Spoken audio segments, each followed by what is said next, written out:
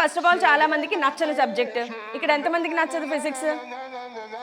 అరే నీకు చాలా ధైర్యం ఎక్కువ. నేను ఇక్కడ ఉన్నా కూడా బట్ గుడ్, ఎస్ జెన్యున్గా చెప్పావు. మిగతా వాళ్ళు కూడా చెప్పొచ్చు నేను ఏదో ఇక్కడ ఉన్నానని చెప్పేసి ఏమైనా ఫీల్ అవుతుందేమో అని మీరు హ్యాండ్స్ రేస్ చేయకుండా ఉండక్కర్లేదు. మోస్ట్లీ ఫిజిక్స్ ఇష్టం ఉండదు, ఎందుకంటే బిట్ చేస్తే ఒకటి కూడా రాదు. మీరు 100 బిట్లు ప్రాక్టీస్ చేస్తే 101 బిట్ ఉంటుంది, 1000 బిట్లు చేస్తే 1001 బిట్ ఉంటుంది అక్కడ. సో ఎవడు చేస్తాడరా బాబు ఈ ఫిజిక్స్? అదే మ్యాథ్స్ అనుకోండి, చూడగానే అరే ఇది నేను చెయ్యగలను అని అనుకుంటారు, స్టార్ట్ చేస్తారు, 15 నిమిషాలు 20 నిమిషాలు, ఆన్సర్ రాదు. కానీ మ్యాథ్సే ఇష్టం మనకి. నేను మ్యాథ్స్ చెయ్యగలను అనే ఫీలింగ్లో మీరు వెళ్తారు, నేను ఫిజిక్స్ చెయ్యలేను అనే ఫీలింగ్తోనే క్లాస్లోకి ఎంటర్ అవుతారు, అవునా?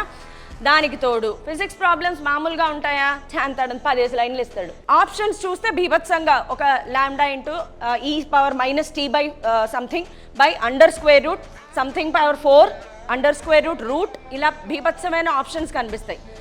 ఈ బిట్ మన వల్ల కాదని చెప్పి పక్కకి వెళ్ళిపోతాం మనం. సో సేమ్ లైక్ ఒక చిన్న మూవీ స్టార్ పోస్టర్ చూసి మనం ఈ సినిమాకి వెళ్ళక్కర్లేదులే అని అనుకుంటారు, కానీ అసలు ఒరిజినాలిటీ ఏంటి? ఆ 10 లైన్ల బిట్ ప్రాబ్లమ్ని చదివితే 2 లైన్స్లో సొల్యూషన్ అయిపోద్ది. అలాంటివి కూడా ఉంటాయి.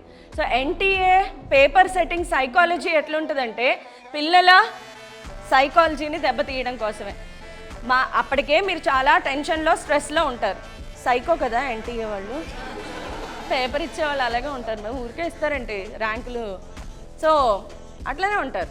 మనం అంతకంటే సైకోల్లో మారిపోతాం, ఇంకా గట్టిగా చదివేద్దాం. మనం సైకాలజీని రివర్స్ సైకాలజీ వాడండి, ఓపిక్గా ఆన్సర్ చేయండి, కొంచెం ఓపిక ఉండాలి. ఓకే, నాకు తెలిసి ఆ టైంలో విపరీతమైన స్ట్రెస్ ఉంటుంది, కానీ కొంచెం ఓపిక తెచ్చుకుని పేపర్ ఆన్సర్ చేస్తే చాలా ఈజీగా ఉంటుంది.